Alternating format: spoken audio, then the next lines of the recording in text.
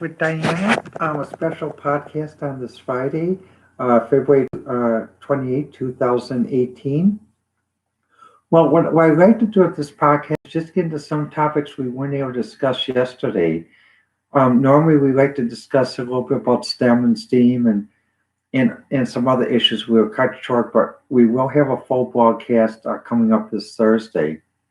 A topic I did want to discuss was something I did see in psychology today regarding happy homes. And let's see, let me get to the page here. Oh, there we go. Has how to make a happier home. And the leading paragraph says many current housing design trends ignore what science has consistently proven is best for emotional comfort and well being. Fortunately, there are ways we can make our dwellings more restorative, mimicking the natural environments which we evolve and thrive. Well, the reason I thought this is an interesting article is because, my family used to rent apartments for 85 years, Kaneki Apartments, and for many years we rented furnished apartments. My dad would actually do the interior decorating. We go over to a Goodwill, St. Vincent de Paul, a Salvation Army, and we pick up items for the apartment and we arrange it. And for many people we rented to, this was perfect because they were just starting out. Many of them were working on American Motors, mostly all guys basically, and some women who were just starting over basically as with their children because Jefferson School was nearby. And the thing my dad always tried to do, and my mother tried to do too, with our home was basically was to make it very comfortable and airy. We had our walls basically like a lemon color. We had natural plaster. In one apartment, we actually had medium Spanish plaster, which means basically instead of little ripples, it's really like medium ripples, not the big ones, but real medium ripples. And when my grandfather actually redesigned the third floor of the house, he actually put in Spanish arches, because he and my grandmother loved the Spanish design. A big thing what we had on the third floor too was we also had my grandmother had what's called a place for God, where she actually had our little thing in the wall here, like this, where you could actually put a religious sacrament. So because my grandma was very much involved in faith, and she still wanted to have a place for God in the house. But that goes into making a home livable. A one part of making a home livable is also to have books of a library. Whether it's depending on what you like to read, or some people do it by Kindle and Nook. That's another way. But it's sometimes just nice to have some books laying around so you can look back and reflect. I mean, I have some books in my apartment that like some on science. One is about like the moon lander, where NASA surveyed the moon in 1969 with the lunar probes. A book on Madonna, a book on Latin American art, and going back to the article on Scientific American. This goes back to a motif a friend of mine has. A friend of mine has that, for example, it says people feel less stress and fatigue in wood-filled spaces and benefit their respiratory and nervous system would last longer than other materials, which is true. We did do that, and the thing about wood though is it is nice to have like a wood table, like you can hear that on a nice solid living room table. And it is also to have a nice place to sit, a nice good sofa, good chair, even like a computer chair too, because basically, let's see if I can switch this over a little bit to see it.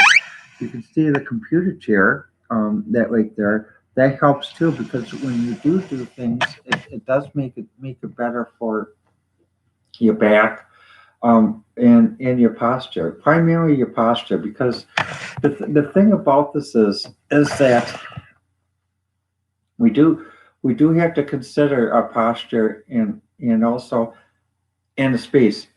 another thing for me though is like my space though is what I do is I normally, because I was in so many hectic environments in the morning. Normally when I wake up in the morning, normally I don't have the TV on, or I'll turn on the noon business hour on WBBM and listen to the noon business hour. But in the morning, I just have I have everything off. I just meditate. Sometimes I read a little bit, have a cup of coffee, but I really can't get this rush, and all this noise in the morning. I went through too much of that. I went through too much of that, and that wasn't good for my emotional, because I would have, there's one place where I would literally have to go and sit and have a cup of coffee at McDonald's just to try to de-stress from waking up from where I was staying one place. And so another part of the home is basically is what is your wake up routine? How do you wake up? For me, basically, I prefer to wake up basically quiet, go like a choo-choo train, just get going, but not just not go like a jackrabbit start, like boom like this. No, just nice steady, and that gets me that help. And I do a lot of creative things.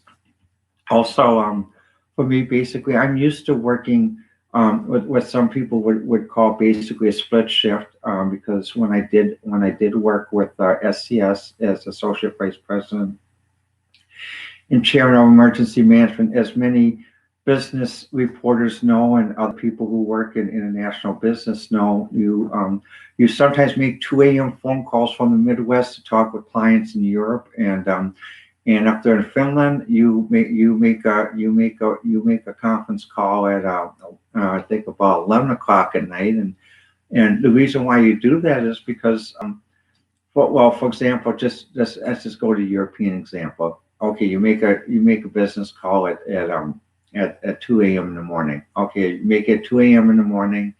Okay, it's 9 a.m. in Amsterdam. So you're talking to someone from Amsterdam, and hi, how are you doing, Hans? And what happens? You talk about an idea. Then what happens? The person in Amsterdam, like Hans, can talk with his group, and then that by the time they go through all the committees that some organizations have to go through, it's about 4 o'clock, and he can call you back and says, well, we went through that idea. Let's do it. And so what happens? But now you have to remember, 4 o'clock over there is subtracting 7 is 9 o'clock in the Midwest. So what do I do between that 30-minute phone call and 9 o'clock? Oh, simple. Since I'm at home making the phone call, you just go to bed at 3 o'clock. Wake yourself up at 5. Wake yourself up at 8 o'clock. And get ready for the return phone call, and then after that phone call's done, then basically in the afternoon just take a little siesta, which is normally what I have to do because of my heart condition, and also because of other things since early childhood. So basically that there you go, and what happens? So this is the reason why basically it's helpful to have a good home that's a nice, relaxful space. Now, as you can see, what I've done is basically I have some things, memorabilia that I like to look at, my golf clubs, and I have a little home office area that I've set up. Let's see if I can switch it over a little bit. You can see the table. I don't have the computer on there because I'm using the computer for the podcast. And then if you were to switch it around a little bit, let's see. You can see a little bit 360 of TV, stereo, things to look around, and it's a nice little space to walk around. And also just to self-relax, invite friends over, because I can accommodate like about 4 friends over at one time like that though, and just and do things. The biggest thing we found when we rented apartments though is for many people is sometimes they're so busy wanting to fill up their apartment so fast. Get this stuff, get that stuff. Go out to Home Depot, go out to Walmart, go out to Bob's, or get all the stuff to put inside there. But the thing what they forget about is they forget what's called about the 3 foot rule. So when they put all this stuff, sometimes even the 4 foot rule. But first, when they move in, an apartment looks spacious. Then they put all this stuff in, and basically they forget about the 3 and a 4 foot rule. And then what happens? So instead of your apartment looking this wide across, it becomes like this and like this.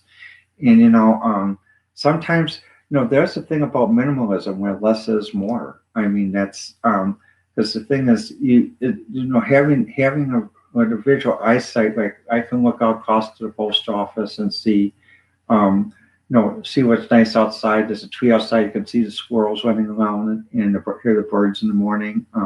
That helps quite a bit. Um, I think another part of making a livable space is that you have to have a space that's you, and also you have to have a space where you can isolate too, because sometimes people nowadays always say, well, you always have to be connected. I mean, you have to always have to have this on, be ready to pick up at the first swing and the first tweet or first notification. And what some people do is they sort of go old school. I mean, this is an old phone, almost like a '90s, but this is my public phone. When people want to contact me publicly, all the numbers go to here. When I'm ready to call back, I'm ready to call back. This is my friend's phone. Only my friends know. And even sometimes I put the alarm on because sometimes or just shut it off a little bit, shut off a little bit without flashing or anything, because sometimes you do need that time where you are completely disconnected from internet, from your phones and other things, because you can't be on 24 hours a day. No one can. My first cell phone I had when I was age 37, and it's interesting. If I always thought about if I were to meet myself, say at age 33 versus now, and my age 33 saw me with 2 cell phones, and the laptops would still be the same because we still be carrying laptops, except the laptop back then would be heavier, and the battery life went on business long, actually up to 25 pounds in some cases. But what happens with the 2 cell phones, probably a 33-year-old self would say to me, well, why do you always have to be by the phone? I mean, my 33-year-old self was used to basically where we had our in our apartments we actually had two phone numbers, a private number and a business number, and I mean we had and also a data line number, and what happens was, like when we went out, it's like, when people called us, they say, well, like when I call my dad, they say, well, hi Hank, I was just thinking about you. We're planning to go out for a fish fry tonight. Would you like to join us? And people didn't expect it. Those to pick up right away and say, "Oh yeah, go ahead. I'd love to." They knew if they called, or stopped by and you weren't there, you just were out on an errand. You get back to them, time, and eventually, you didn't have to have someone pick up right away or get offended if someone didn't pick up right away. And sometimes that's what I wonder about this with this over-connected cultures. Do we really need to pick up on every phone call on the first ring? I mean, even when my dad was alive, we watched a special on Bobby Kennedy and G.F. Hoover. And what happened was basically it mentioned how at one point in Hoover's office, he had installed direct line where he had to answer his own phone. And my dad, being an executive, he said, no, that's never going to stay, because most executives do have the executive assistants answer the phone, and there's a reason for that, because people like to think about the romantic idea of a red phone, or you pick up the bat phone and Batman's always there. No, that's not how executives really work. I mean, some people have a private direct line, but it's only made available to a limited number of people. And the thing is, the reason why that one thing about why with who that wasn't a matter of keeping in contact. That was a matter of power. And And what happens when you have professional people working, when it comes down to power games or petty games, you're not going to have professional people stay, in that thought like that. So um, that's the reason why, even like when in crises, people think, well, oh yes, that's a good phone. The president picks up and calls, Russia, if there's an issue with nuclear. No, folks, it's not a red phone. It never has been a red phone. It never has been a telephone. Never, never. I mean, in political campaign ads, and like during the '80s, they love to do that. Other ads, they like to do that too. Hollywood movies, yeah. Let's pick up the red phone and talk to the president of Russia. No, no, no, it doesn't work that way. There's no red phone. If something is really a crisis, it's actually an old-fashioned teletype, all in capital letters, all in capital letters, no lowercase letters. And there's a reason why for that, because basically, as many of us have known, when we read tweets, or even before Twitter, when there was basically a GopherNet and Telnet and other types of I should say, Netscape-like or Mozilla-like browsers technology. Everything was typed. You had News Groupie type stuff, but you knew if someone types a phrase in big capital letters, you knew that they were shouting. That's the early days of the internet, how you shouted. So by taking out the small letters, everything is you can't shout because there's no way to accentuate. And part of the reason why using a teletype for the crisis line between the U.S. and Moscow is because here's the thing. Let's say something does happen. A common thing some people do is some people become more aggressive on telephone. They'll pick up and they'll start yelling and moving their heads and going all that like this. And when you have a crisis like that, that makes the crisis worse. The teletype basically just allows you, like the old Dragnet series, just the facts, just the facts, just the facts. And what happens with that, that allows someone to read it calmly to say, okay, well, all right, well, okay, this has occurred. And then someone types a response back and says, okay, well, but by typing a response back, you actually have to think about what you're going to type. You just can't act as instinctively as you do on a podcast or as on a phone. And that's part of the reason why there never has been a red phone in crises. It's always been a teletype. And a teletype is part of this because that's a standard unit that could be set up worldwide with a simple phone line in that though. Now, going back to another article I thought which was of mention. This is in Scientific American. There are two of them. Let's see. Let me get to this. Oh yeah. Now this article I thought was quite good. What's missing in medical care? And the reason why I say that is because in medical care, I was in pre-med and I had equivalent 2 years medical school training as a medical researcher. And why I didn't end up going to medical school, because at that time it was the cost, and the only way to go to medical school in the region where I was from was to enlist in the armed services. However, in the armed services, part of the training is you have to live in the barracks, and if you were LGBT or not considered quote manly enough, or basically if you were even transgendered, you could really face a rough existence and going through boot camp and other things in that, and so that's why I went to the medical research route. Later, when my parents did have illnesses that manifested itself in the 90s, my dad would actually have me come with them into the examining room with the doctors, because at that time we had some foreign doctors that knew the science, but they didn't have the humanities with them to understand American culture, American lifestyle. They didn't. They sort of thought of American culture as an extension of 19th century British Victorianism, British buttoned up, closeted culture, and for American patients in the Midwest, this was almost the biggest culture clash, because basically you had people basically who never really understood what other cultures were like. So when I went with my dad on, the doctor explained, and I would be there to interpret what the doctor said, but also to ask questions that my dad didn't know how to ask. And nowadays they encourage people who see the doctor to ask questions. But in those days, with foreign doctors, if you ask a question, it's like, "Hmm, how dare you question me?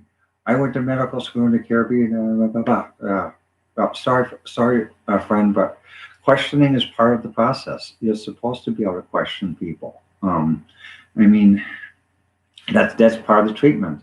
So, well, I would go with my dad and basically, and sometimes they'd say, well, we just want to do a catheter, and if we make a mistake on catheter, we have dialysis set up for you right away that you can go on dialysis. Well, okay, then I would ask, I said, well, is this catheter really necessary to do this thing? And they said, well, no, it'll help us to treat it. Well, if there's such a high risk that my dad can go into dialysis if there's a mistake in the catheterization, why are you pushing it? Well, it's standard policy. We do it for everybody. Well, what happens if my dad doesn't have this? Well, then we'll have to use another way to figure this out, possibly through blood test or something else. Well, I said, do the blood test. My dad agreed. But the thing is, though, is like, see, at that time, though, there were many people who were afraid to speak up to doctors because they never had a doctor before, or there's such a shortage of doctors that the insurance could provide that they were afraid to speak up, and that's where some foreign doctors really, you really need to have someone who didn't know how to speak up with them. I mean, to be fair though, my mother in later years, she had another doctor that was trained to actually, using the EU British protocol, and not the Caribbean protocol. And she was from St. Petersburg, Russia, and she was a wonderful physician. She is very communicative. When I went to take my mother to her examinations, I just sat in the waiting room because my mother felt comfortable talking with the doctor and communicating with her and everything else. And that's a credit to Russia that basically that they do have many professional women, in different fields who really do know how to communicate, do know how to talk with the patients and take a case history.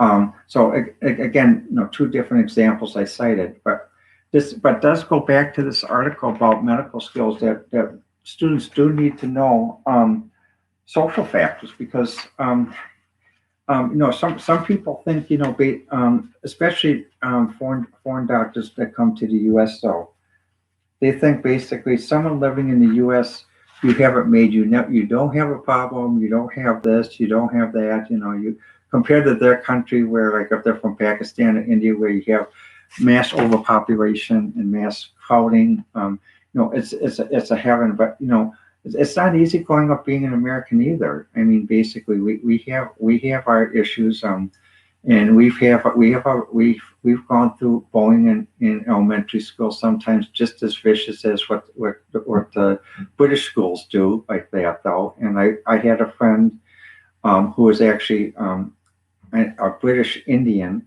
He actually, what happens, his parents were born in India, and what happened was, he was born in the UK and went to school in the UK for a while, and then came over, and when his parents came to teach at the university in the United States.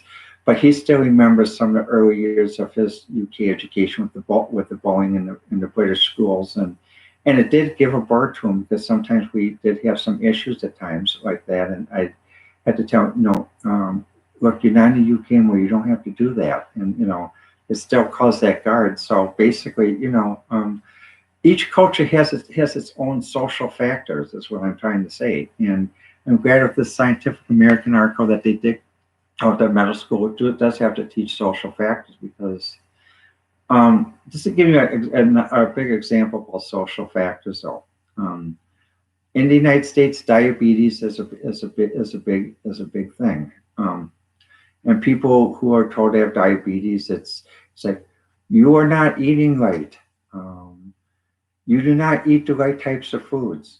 Okay, You should eat this. You should eat that. You should make it from scratch. You should do this and this, not go to Wendy's and stuff. Okay, well, here's the thing to consider though. What about people who only get $71 a month on food stamps or $16 a month on food stamps? How far does that go in a month? How far does that go in a month to make actually a homemade diet?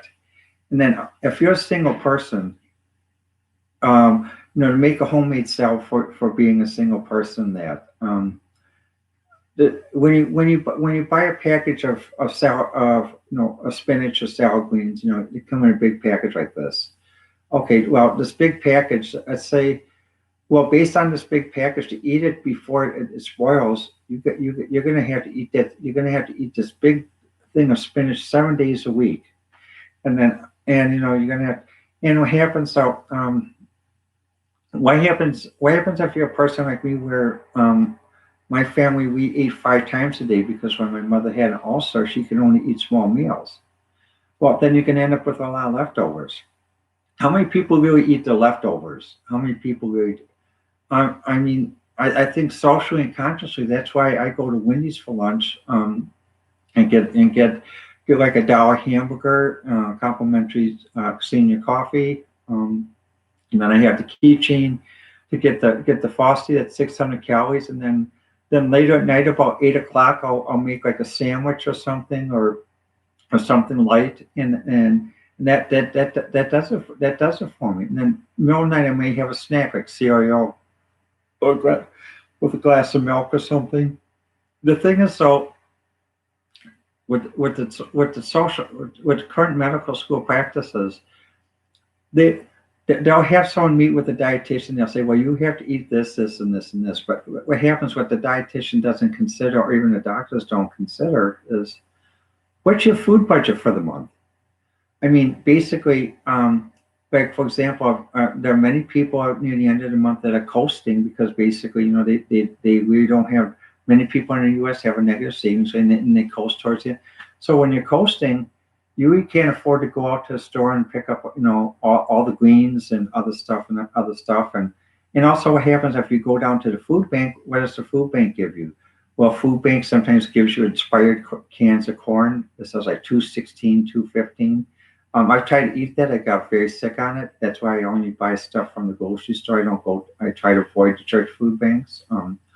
And the most important part though is when you do make it up, it's made for 3 or 4 people. So as a single person, you're gonna have to problem with leftovers and wasted food. That's why I rather basically sometimes just base part of my food budget on it sounds odd, like fast food. And it's something my parents recognized many years ago, even in the 90s, when we used to go out to McDonald's before many people went out to McDonald's late at night. We'd see, my parents and I would see many senior couples who would go out to McDonald's, Burger King, Hardee's, and they would have their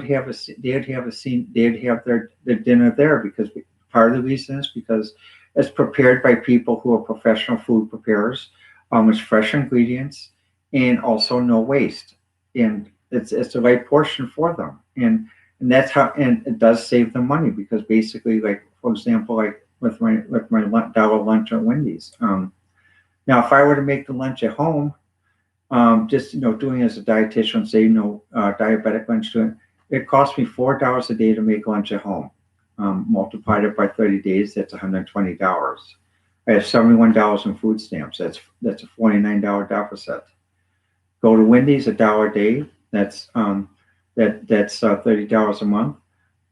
Then basically, what happens with the $71? I can use that $71 to make late night snacks. I can buy like Encore, Banquet, prepackaged snacks, which I just put in the oven, cook, and for $1, and that keeps my diabetes under control. But see, the thing is, many medical people don't understand that, especially if they're not in an urban area like that. Like New York, I think more medical people do, because they realize how people really do live. But I think in the Midwest and even in LA, they don't understand it. And also, it's not a matter that people have to be completely thin. No one should have to. always help maintain the size too. I mean, even there's a few people I like whose music I follow, and I remember this one person who I like. She gives a great concert. She had one on Netflix, and she even mentioned though basically about performing, and where basically someone wanted her to be really thin, and but then halfway through the concert, it's like being very tired, and now basically she's basically a healthier size, and and she's enjoying the concerts more, and also fans like it better too. But it's okay to have a little bit of a belly, because basically it's better than being too thin and angry, and also too thin and weak that you can't do things too. So that's why I think really understanding social factors in medical education is better. And just like with this diabetes example too, that helps as well. Another article I saw in Scientific American, which was intriguing, is how the brain learns in unexpected ways. And the thing is about this, so it mentioned, it used a good analogy here about myelin, which is the purple. Now, depending on the coding length of myelin, whether you have myelin, like this or like this, I'm exaggerating, but basically relative size, you can control the transmission of neurons and neural pathways, and which also can mean that basically it can aid in the learning process, because the learning process is aided by repetition, and the more repetitions you can do in a shorter time, the fastest someone could learn. However, based on my research on neural networks using the Widrow rule, in that though, it is a case where sometimes if you go too fast, you really don't learn, because basically what happens is it's like cramming. It's like basically cramming late night for a test. You learn some things, but you learn the gloss level, but you don't learn the underlying things, and that's the case. So, but this article does help about talking about regarding how things should how you can do things, and also how you can improve learning. A second article I just bypassed. I need to see if I can find it again. It talked about a thing about basically individuals that are susceptible for certain type of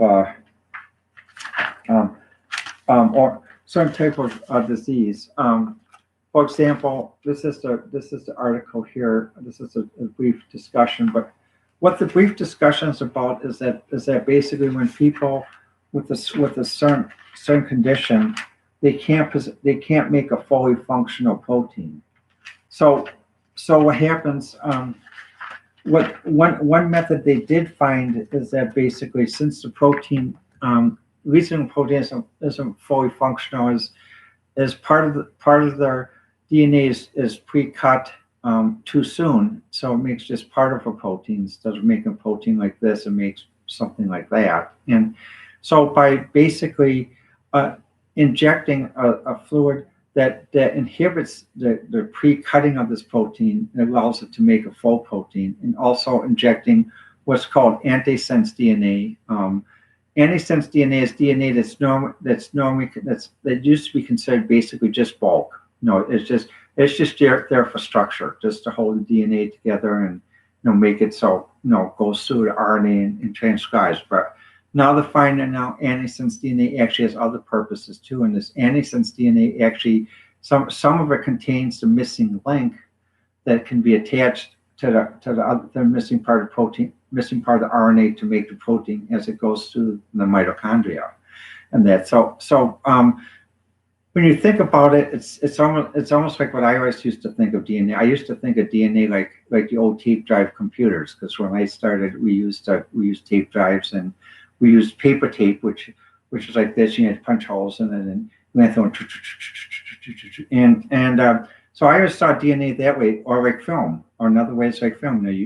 you know, when they shoot a film, you do different scenes. You have these strips together, and you put these strips together, and then that would make the whole motion picture. And then you run it through, and you make a master reel that you could copy from to distribute to other theaters. And that's how I thought of DNA, because DNA is very much like the old way you made motion pictures, or the old computer tapes, where we would basically, have segments of a computer tape, and then basically, depending on or if we're doing a sort operation, sometimes this segment would come in, this segment would be locked out, this segment would stay, that segment would stay. So we'd have a tape like this and going to this, and that's how I just thought of DNA. And I'm glad to think in the same way. That's what this procedure is like, because this procedure is the same way. You have a tape segment DNA like this, which is considered antisense. Another segment which is considered sense. Somehow basically switched on, so basically it joins together like this. When it goes through RNA, this little tape wheel of our DNA goes through RNA, makes a clump of protein like this, and the clump of protein is able to do its thing in the body. And that's so I'm glad, we sort of are getting closer to a common ground, that basically it's not DNA knowledge is out here, computer science is out here, film knowledge is out here, media. I'm glad it's starting to be able to come together like this, and see. And I think that's going to add some more things to this. And that's why I like to see what's being done. But the thing is, we do have to always keep an open mind, and we do have to keep an open culture where we can communicate by internet worldwide without a kill switch, because kill switches don't help anybody. And the thing to do when we do communicate, just realize, we all have our own temperaments. I mean, I have an Irish temperament which I control, and I do. And when I talk about stuff, I do take a step back, because basically I realize if I did let my full Irish temperament go, you would really see something. And professionally, we should try to keep it so we can, But sometimes we do need that adrenaline to talk. But basically, we also got to allow people time to meditate and have privacy too, because basically, not everyone can go, like this completely, being on and being connected and being this and that all the time. So give yourself time to breathe, give yourself time to disconnect, and also like basically psychology today, try to make your home basically something where basically it's restorative for you. I mean, it's okay to have a home office like I do, like this, and that, that's my dad's urn and stuff, and some other things like that though. But the thing is, so what happens, I don't use that all the time. I just, but the thing is, my point is, you don't want to make your home into your office. You want to have a little space where you can do a few things, but you still want to make your home a home. So please try to work that out like that, because it is important. And one other thing I did like, what I did see is, there's a new series on NBC which I thought was nice, about the new Silicon Valley culture, Zoe's playlist, which I thought was nice. I've been watching 2 episodes of that, and it is nice to show basically a little bit how Silicon Valley actually works. Now, with me, basically, my is the old Silicon Valley, basically more like what it exists now in Austin, where basically you don't that some office spaces are not converted into like the way it is in California, but you still have that openness and other things. So, but basically you don't have the high like this. It's more of a like that, and then pause a little bit. It's not like, because too much of that explains why basically sometimes people do burn out in the valley too soon. And that's why in Austin there are many of us who are over 45 who are still productive, because they realize, just because you can't do the 4-minute mile anymore, or the 3.5-minute mile anymore, you're still productive, intellectually. So and that's where it's good to have a mix of cultures that can work together. Well, let me know what you think. We're on Ideas with Diana on Twitter. Just IDEAS